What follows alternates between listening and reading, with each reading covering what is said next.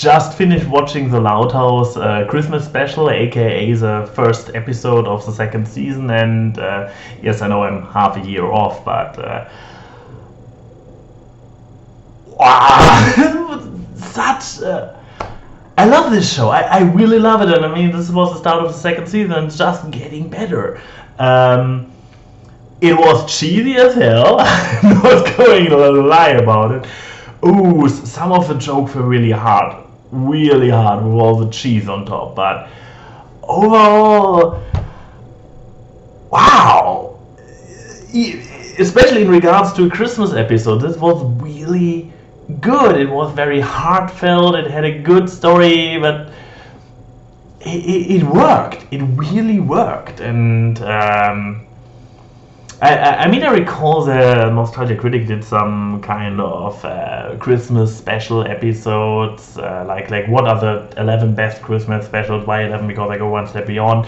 I believe he did something like this, or even two about it, like almost underrated. I can't recall, but I recall him that he went into stuff and was like, "Hey, here we have some that even newer ones are instant classics," and I have the feeling that the Loud House one was just that.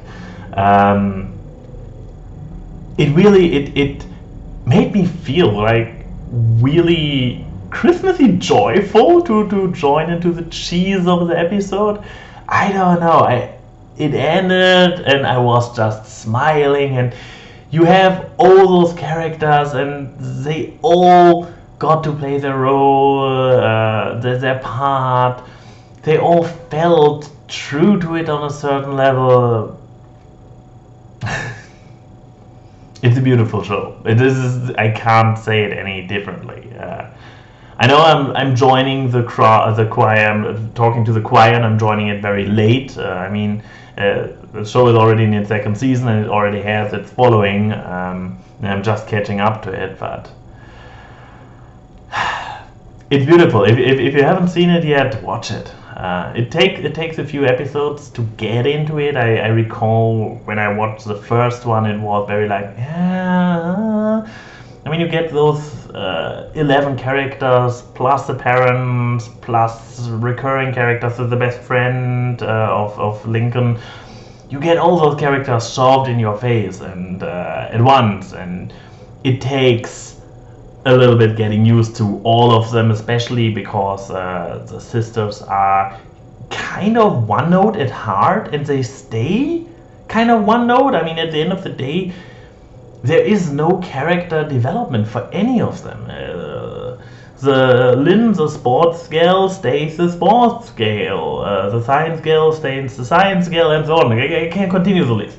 None really has a lot of evolution, and then even Lincoln, the main character, doesn't really evolve this much, but within this construct it still feels very organic and very authentic and true. I can only imagine that the writers probably all are not single children and actually know what they talk about, and probably are parents of multiple children at the same time, because as a younger sibling myself, I can see a lot of the stuff in this show being true as well.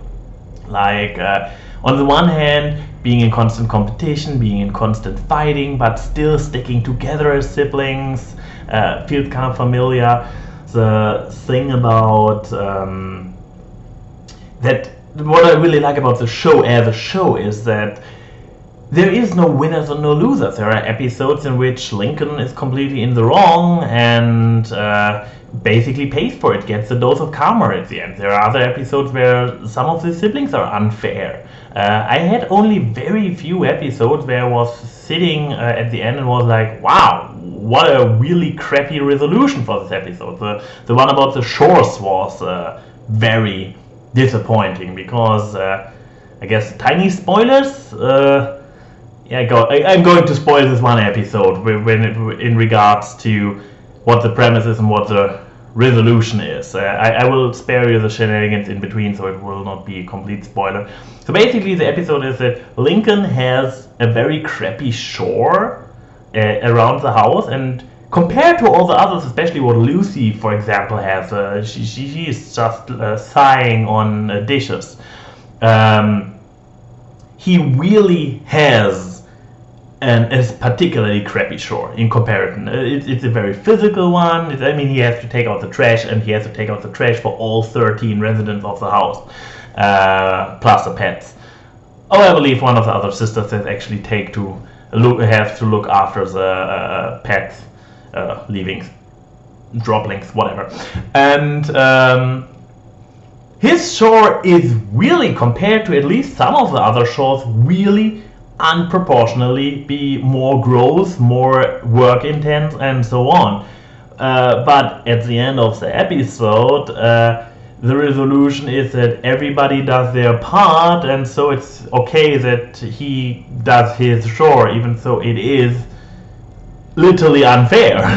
This was a kind of, but this is the only out of, keep in mind those are usually two episodes per official episode. There are 11-minute segments.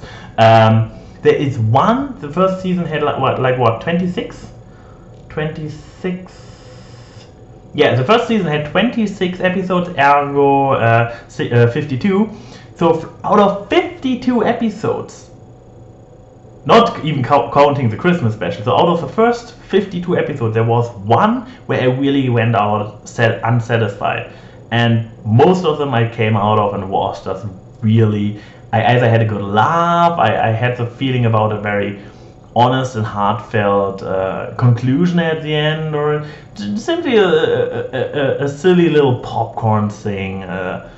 I mean, even some of the morals are very similar, because often they end up with, well, we siblings stick together. This is, if you boil it down to this sentence, probably every third episode has this kind of resolution, but still, absolutely brilliant show. I love it.